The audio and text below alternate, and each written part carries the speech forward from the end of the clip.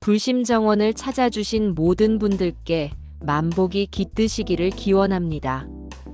오늘은 전남 고흥의 작은 암자 우남산 수도암에 전해 내려오는 가슴 아프고도 소름 끼치는 전설 하나를 소개해 드리겠습니다. 사랑이 증오로, 약속이 저주로 바뀌는 순간 그 끝은 상사뱀이었습니다. 먼 옛날 홍총각이라는 한 젊은 선비가 있었습니다. 과거 시험에 낙방한 그는 마음을 달래고자 한려수도의 아름다운 절경을 따라 여행을 떠났지요.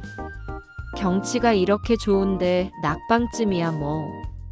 홍총각은 푸른 바다와 햇살에 취해 낙방의 시름도 잊은 듯 보였습니다. 그러던 어느 날 풍남지라는 포구에 이르렀을 무렵 갑자기 소낙비가 퍼붓기 시작합니다. 비를 피해 허겁지겁 들어간 집. 그런데 그 집에는 젊고 아름다운 여인이 혼자 살고 있었습니다. 그 여인의 이름은 임녀. 그 고을에서 손꼽히는 미인으로 총각들의 선망의 대상이었지만 결혼한 지 1년 만에 남편이 병으로 세상을 떠났다고 합니다. 임녀는 눈물 어린 눈빛으로 그 사연을 들려주었고 홍 총각은 그 모습에 마음이 움직였습니다. 이야기를 나누는 동안에도 빗소리는 그치지 않았고 결국 임녀는 조심스레 말합니다. 날도 늦고 비도 그치지 않으니 하룻밤 묵어가세요. 젊은 남녀, 좁은 방, 꺼지지 않는 촛불, 잠이 쉽게 올 리 없겠죠. 결국 홍 총각은 임녀의 손을 잡았고 그렇게 둘은 서로의 마음을 나누게 됩니다. 꼭 꽃가마를 가지고 다시 오겠습니다. 홍 총각은 당당히 약속하며 길을 떠납니다. 하지만 그렇게 열흘이 지나고 한 달이 지나고 해가 바뀌어도 소식은 없었습니다. 임녀는 기다리고 또 기다렸지만 그 기다림은 증오로 바뀌고 끝내 병으로 쓰러지고 맙니다. 그리고 홍 총각과 만난 지 꼭 1년 되는 날, 임녀는 그를 저주하며 숨을 거두게 됩니다. 한편 홍 총각은 과거에 급제하고 한평 현감으로 임명됩니다. 양반가 규수와 결혼까지 하며 성공한 인생을 걷고 있었죠. 임녀, 그런 여인도 있었지. 하지만 난 이제 현감이다.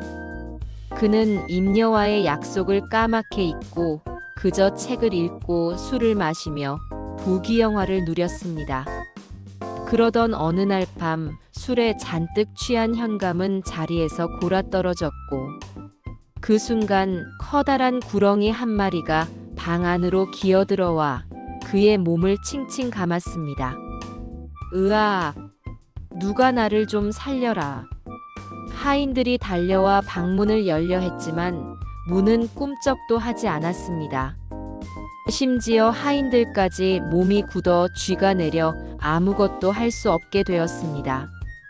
그리고 어두운 방 안에서 들려온 섬뜩한 목소리.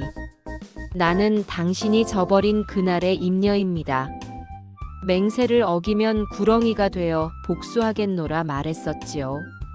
나는 꽃가마를 가지고 오겠다는 당신의 약속만 믿고 기다리다 죽었습니다. 이제 상사뱀이 되어 당신을 말려 죽일 것입니다. 현감은 공포에 휩싸였고 정신을 잃은 순간 구렁이는 흔적도 없이 사라졌습니다. 하지만 그날 이후 밤만 되면 상사뱀이 찾아와 그를 조이기 시작했고 현감은 날이 갈수록 삐쩍 말라갔습니다.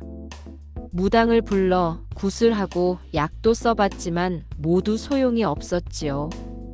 그러던 어느 날 범상치 않은 노스님이 현청 앞을 지나갑니다. 하인이 달려가 울며 사정을 호소합니다. 스님은 말없이 고개를 끄덕이더니 조용히 이렇게 말씀하셨습니다. 그 여인이 머물던 초당을 찾아가 보게. 그곳을 허물고 암자를 지어 위령제를 올리게. 그리하면 원혼도 편히 잠들 수 있을 것이네. 현감과 부인은 그 말씀을 따라 초당을 허물고 암자를 세우고 급진한 위령제를 지냅니다. 그 후로 상사뱀은 다시는 나타나지 않았고 현감은 천천히 건강을 회복하게 되었습니다. 그 암자가 바로 지금의 전남 고흥, 우남산에 있는 수도암입니다. 약속은 아무리 작은 것이라도 소중합니다. 사랑의 맹세를 가볍게 여긴 그 대가가 얼마나 무서운지를 상사뱀의 전설은 우리에게 말해주고 있지요. 오늘도 시청해주셔서 감사합니다. 영상이 마음에 드셨다면 좋아요와 구독, 그리고 알림 설정 부탁드립니다. 감사합니다.